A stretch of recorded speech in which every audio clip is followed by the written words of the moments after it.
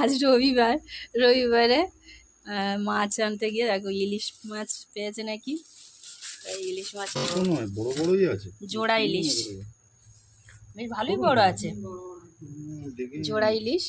তো এবারে জোড়া ইলিশের কি একটু দাম তো নেবে এখন, ভালো মাল, মাছটা ভালো আছে। মাছটা এবার কি দিয়ে রান্না করবো তাই দেখছি।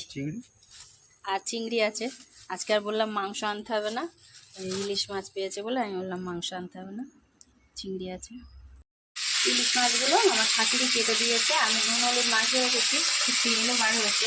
আর মাথাগুলো দেখুন ভাজা করছি, এটা কুমড়ো পুঁই শাক দিয়ে করবো, আর এটা শুকনো করবো। আর এদিকে সব কাটাকুটি করে নিয়েছি, কাটতে কাটতেই রান্না করছি। এটা মাগুর মাছ দিয়ে আলু কাঁচকলা দিয়ে ঝোল করেছি। আর মামা শ্বশুর আসছে, আর এবারে তারপর পরে দেখাবো।